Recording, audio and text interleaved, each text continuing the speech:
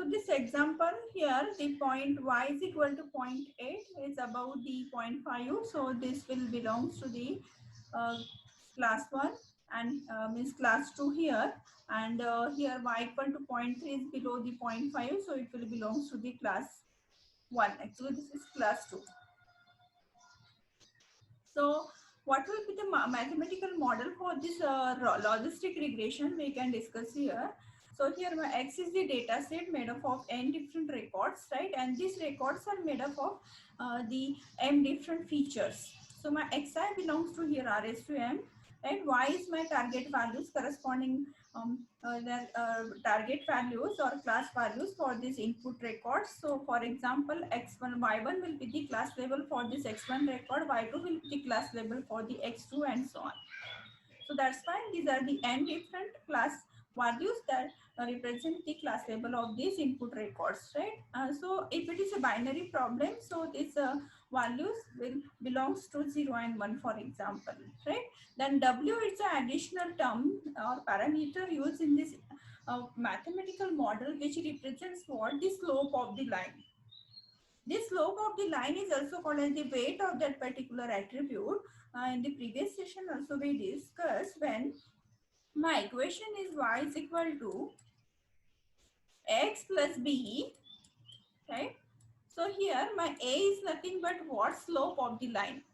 So this equation we can also write using another notation, that is wx plus b.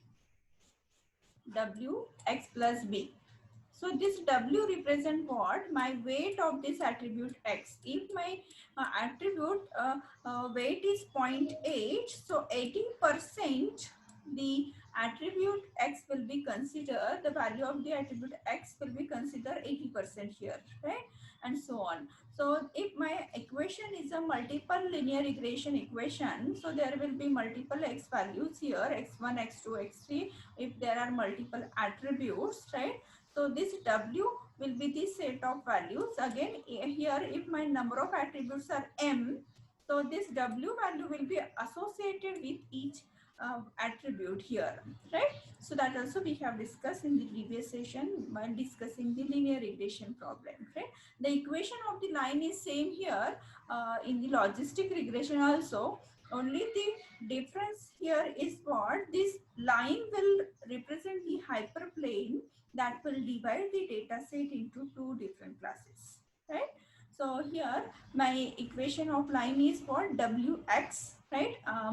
For simplicity, my author is ignoring here b, that is intercept of the line, right? And for discussing further all the features and equation of the logistic regression, only we are using here this term, that is x into w, right? Means here I indicate what number of attributes in my data set, right? So my equation of line is represented by this equation z equal to x into w, right? Which is similar to the y equal to w into x, right? So instead of y, now in the logistic regression we are using here the z variable, right?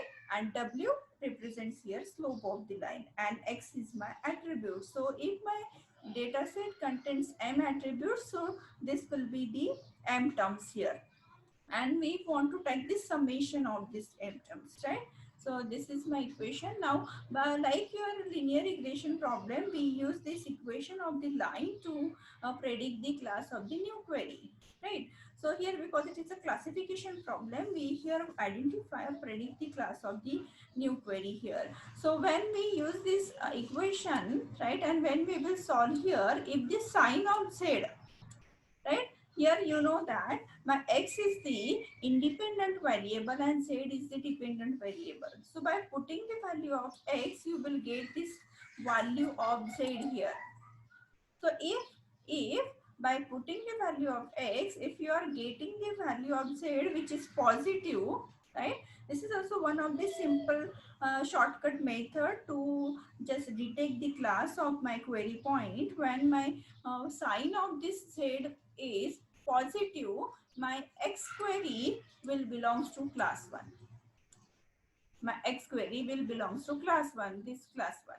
If my sign of this head we are getting negative, right? Then that X query will belongs to my class 2, that is above this 0.5, means class, actually class 2 here, right?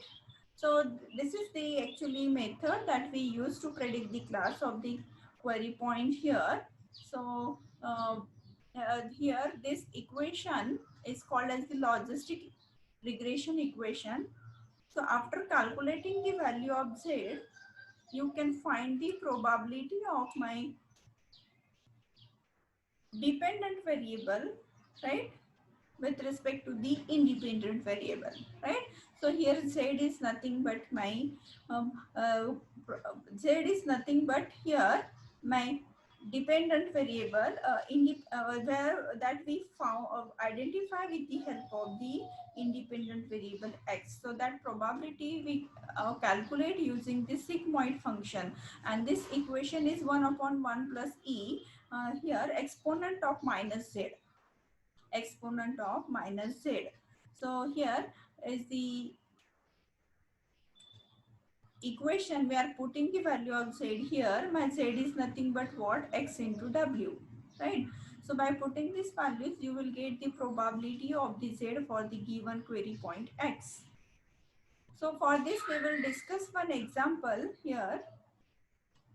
Assume there is a data set, single dimensional data set. By giving the height of the person, we want to predict the gender here. Right, so this is my training data set where my gender is the class label in the data set, right? So it is an example of binary problem.